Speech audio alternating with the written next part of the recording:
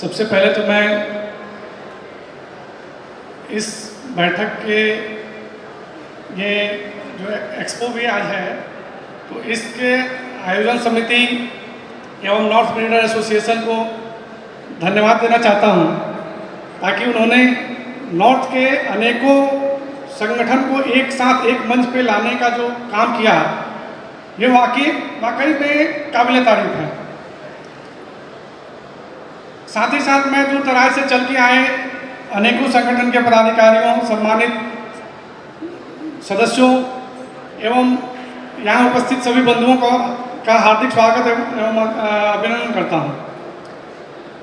देखिए, डॉक्टर साहब ने मैक्सिमम चीज़ें जो हैं वो रख दी हैं।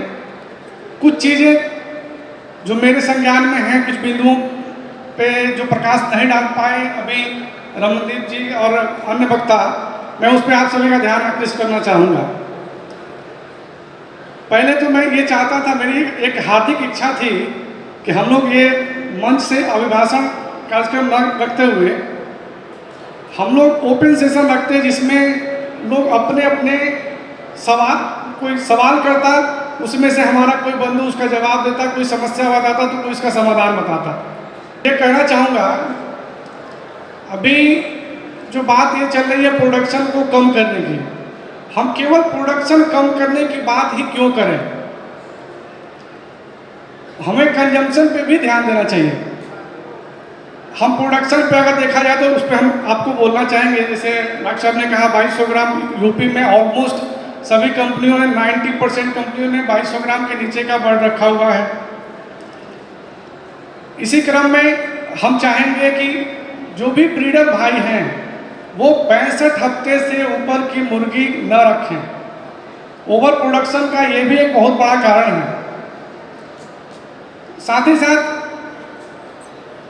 जो डॉक्टर साहब ने कहा कि मोल्टिंग करके लोग मुर्गियों को 100 हफ्ते तक, 110 हफ्ते तक, 90 हफ्ते तक, 80 हफ्ते तक रखते हैं, इस पे पूर्ण प्रतिबंध लगना चाहिए, तभी हम अपने प्रोडक्शन को कंट्रोल कर सकते हैं। दूसरा पार्ट आता है कंजम्पशन का। मैं बड़ा दुख के साथ ये बात रखना चाहता हूँ कि यहाँ जितने लोग उपस्थित हैं, अगर इनके यहाँ कोई शादी पार्टी या कोई कार्यक्रम होता है तो हम लोग अपने यहाँ अपने भोजन में, अपने खाने में चिकन रखना अपना तौहीन समझते हैं।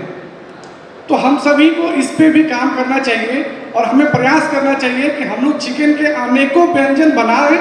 और हो सकता है कि आपने अगर 500 गेस्ट आपके यहाँ आए हैं, उसमें से 5% गेस्ट भी किसी एक व्यंजन से प्रभावित हुए और वो जाके अपने घर पे उसको बार बार रिपीट कर रहे हैं, तो 5% हम लोग प्रोडक्शन कहीं ना कहीं कंजम्पशन को बढ़ा दिए।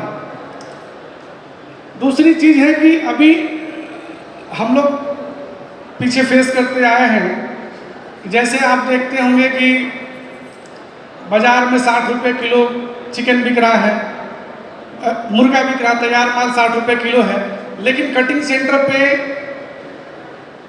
एक समय के बाद 100-110 का बोर्ड तो लग जाता है, लेकिन जैसे ही 1 दिन 2 दिन के लिए मार्केट अप होता है किसी कारणवश, या इंटीग्रेशन कंपनियां उसको पुश करके रेट आगे बढ़ाना चाहती हैं, रेट तो बढ़ जाता है 1 दिन 2 दिन के लिए, लेकिन कटिंग पॉइंट पे क्या होता है, सीधे 200 रुपये का बोर्ड लगता है।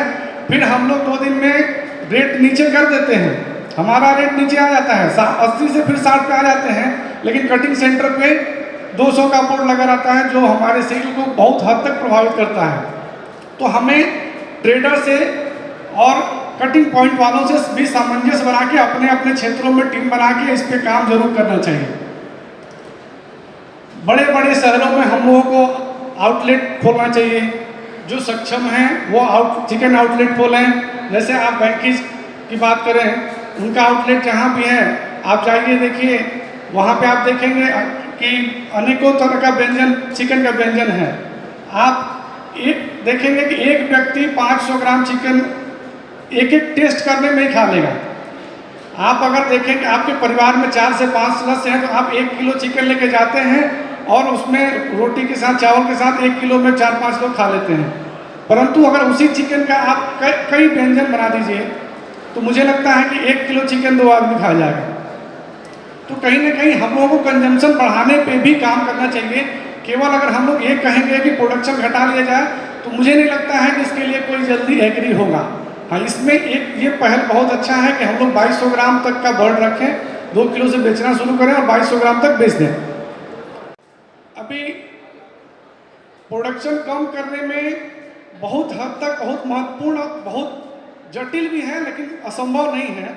अगर हम लोग साउथ से आने वाले अंडे को रोक दें तो हमें इस पे सबको एक साथ मिलकर काम करना चाहिए। मैं इन्हीं शब्दों के साथ अपनी वाणी को विराम देता हूँ।